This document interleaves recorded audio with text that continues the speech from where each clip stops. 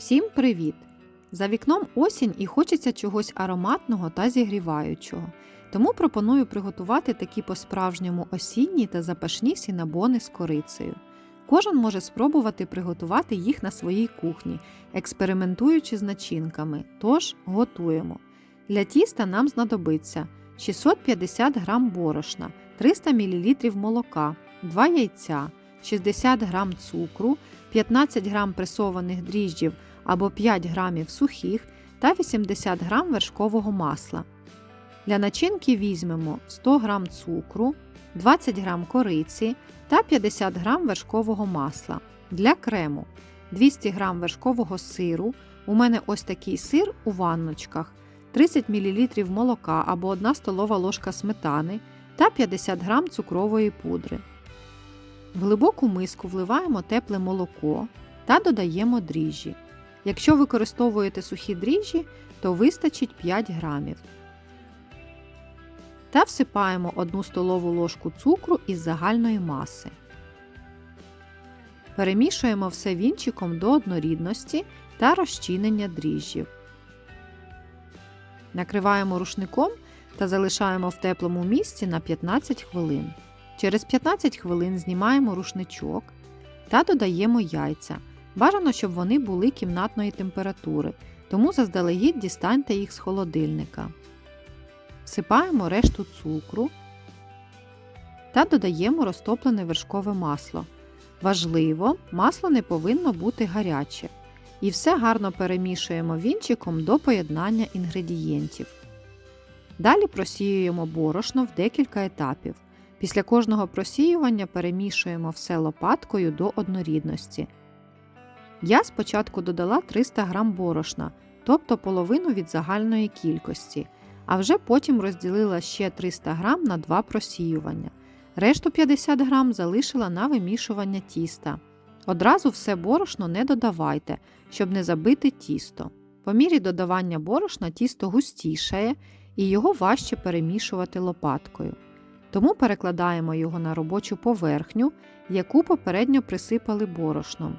І починаємо вимішувати руками, поступово додаючи борошно, поки тісто не стане необхідної консистенції.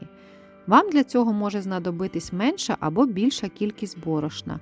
Дивіться по тісту. Воно повинно вийти м'яким, ніжним і ледь трохи липкуватим. Звичайно, якщо маєте кухонний комбайн, то можете скористатися ним. Весь процес замішування займає 10 хвилин, як в комбайні, так і руками.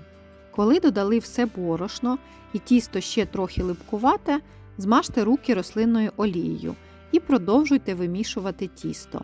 Мені довелося змащувати руки 2 рази. Ось таке тісто повинно вийти.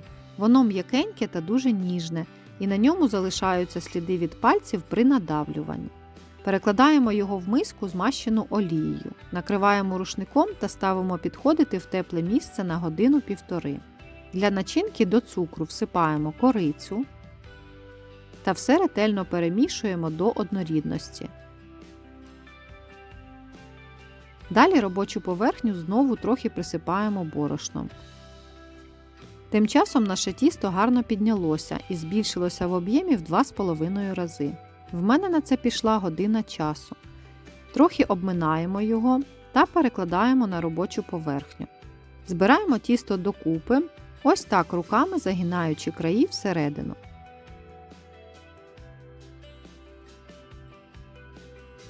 Перевертаємо гладенькою стороною догори і трохи розтягуємо руками. Далі скористаємось качалкою для тіста і розкатаємо прямокутник товщиною приблизно 5 мм. Розмір мого прямокутника вийшов 40 на 50 см. Змащуємо його по всій поверхні вершковим маслом кімнатної температури. Дуже зручно це робити за допомогою ось такої лопатки. Не доходимо до одного краю 2 см, щоб потім можна було заліпити край тіста. Потім щедро присипаємо сумішю з цукру та кориці. Стараємось рівномірно розподіляти начинку по всій поверхні. Цукор з корицею можна замінити, наприклад, на кисломолочний сир з родзинками. Далі скручуємо наш прямокутник в рулет. І намагайтесь якомога щільніше його завернути на початку, щоб вийшла гарна серединка після випічки. А рецепт здобних булочок з сирною начинкою ви можете переглянути за посиланням зараз на екрані чи в описі під відео. Край тіста, який ми нічим не змащували, защіпуємо так, як показано на відео. І ще раз проходимось руками по всій довжині, щоб наші защіпи міцно трималися. Та перевертаємо швом донизу. Можна ще трошки підрівняти. Далі нам знадобиться звичайна нитка. Складаємо її вдвоє і ділимо наш рулет на 3 рівні частини, ось так перехрещуючи нитку. Можна, звичайно, нарізати ножем, але він повинен бути дуже гострим, щоб в розрізі булочки були гарними та не зім'ялись. Так як тісто надзвичайно ніжне, то його не досить легко нарізати ножем, тому я все ж таки раджу використовувати нитку. Далі гострим ножем я роблю помітки, щоб булочки були однакового розміру. І знову ж таки за допомогою нитки нарізаю тісто на шматочки, шириною приблизно по 3 см кожен. Перекладаю булочки в форму, змащену вершковим маслом. Розмір моєї форми 20 на 30 см. Але ви можете взяти і більшу форму, так як булочки ще піднімуться в процесі випікання. Не обов'язково брати прямокутну форму, можна взяти і круглу. Всього в мене вийшло 12 булочок. Накриваємо їх рушником та ставимо підходити ще на 20 хвилин. Через 20 хвилин булочки гарно піднялися. Ставимо їх випікатися у розігріту до 180 градусів духовку на 20-25 хвилин до підрум'янення. А поки приготуємо крем. Для цього в мисочку викладаємо вершковий сир та цукрову пудру. І вливаємо молоко або сметану на ваш вибір. Спочатку все трохи змішаємо, щоб цукрова пудра не розліталась по всій кухні під час збивання.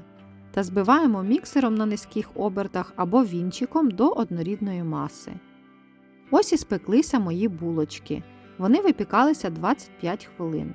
Ще гарячими змащуємо їх вершковим кремом, який під дією тепла трохи підтане і гарно просочить кожну булочку.